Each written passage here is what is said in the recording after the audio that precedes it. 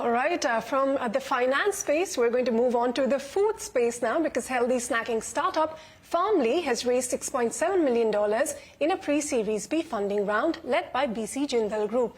Now, these funds, the company says, will be invested in fueling product innovation efforts, diversifying distribution channels and amplifying brand building. Now, Farmly was founded in 2017 and has grown by over 400% in the last 2 years to cross 300 crores in annual recurring revenue. It sells via both online and offline channels and is endorsed by former Indian cricket captain Rahul Dravid. So joining me now to tell us more about this funding and the company's plan ahead is its co-founder Akash Sharma. Akash, thanks very much for your time here on CNBC TV 18. If you could start by giving us a brief about what Farmly is all about and what your value proposition is and what you bring to the table that isn't already addressed by other young and traditional companies in this space.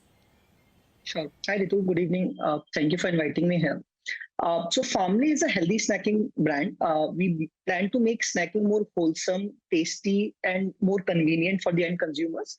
And just like in the Western markets, we expect India to see a huge demand upsurge in the dry fruits and nuts, more convenient categories like on-the-go sachets, snacking, mixes, and munchies, etc.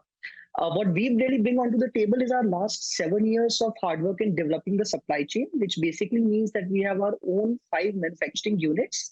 All the products that we serve to our consumers are produced in-house. They pass through all the right quality checks, and the entire supply chain is basically owned by us. And the product innovation is very central to how we basically bring more offerings to the consumers who we are serving. Sure. So, with all of that, now that you've got this $6.7 million check, what do you propose to do with it?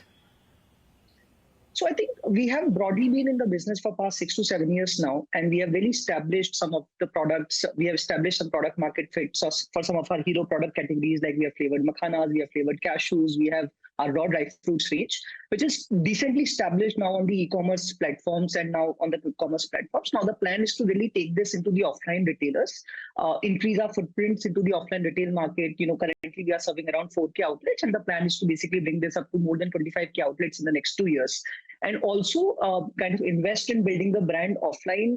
We plan to focus our strengths on certain territories one by one, and starting with the North Territory and then going West and then South to basically build a large offline brand from currently what is a majorly online focused brand. And of course, the brand building exercise goes hand in hand. So in terms of your distribution channels, then you spoke about aggressively expanding in the offline space.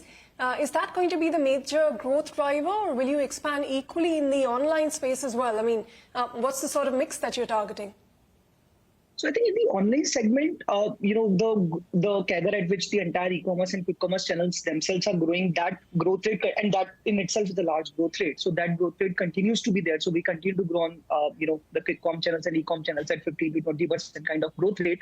But the kind of growth we are expecting in the offline markets, in the institutional markets, and also some of the international markets that we're kind of looking to operate, that would be really the major drivers for us in terms of the inorganic growth expansion. So, we have been really scaling up, doubling the revenue year on year for the past 2 years.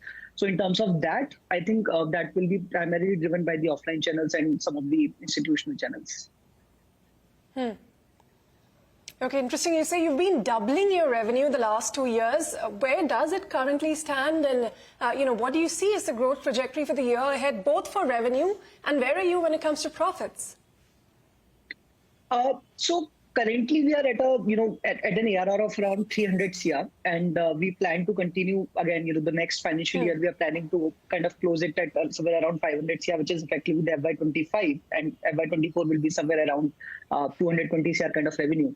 And in terms of the profitability, I think we have already achieved profitability around around some months back. And whatever now we are investing in terms of expansion, in terms of brand building, this is going to really just be a profitable sense of growth. And the major I think churns will continue to grow with more products kind of going into the established markets, into the established channels, and the single sachets, the on-the-go snacking kind of products driving the major revenue growth from here on for the offline channel for us.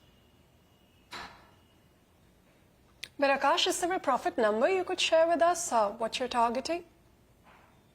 So I think we have touched profitability in the recent months, but the plan is to, of course, continue growing on the profitability metrics year on year as our offline channels and as our institutional channels kind of scale up. Just give us a quick sense as well, given that you are selling online as well, are there any international markets that you're eyeing? Because, how are you planning to grow the brand in the near future? No, definitely. So like I said, we are already present on Amazon.com. We are now starting with some of the retailers of USA. We are already present in UAE. We are present across Talabat, which is one of the quick commerce platforms in UAE. Then we are also present in Australia, most of the retail stores. We are just starting two of the Southeast Asian countries, Singapore and Thailand. And, we basically continue to grow in whichever markets see a very large upsurge in the healthy snacking category.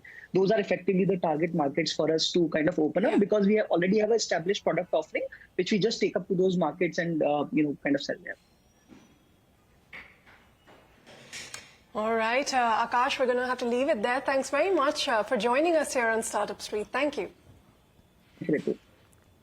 On that note, it is time for us to head into a short break. But coming up next, private equity firm Chris Capital dives into India's thriving SaaS ecosystem with a 75% stake in ProHands Analytics. On the other side, we will tell you how both the companies plan to expand their offerings, their revenue story, and much more. Stay tuned.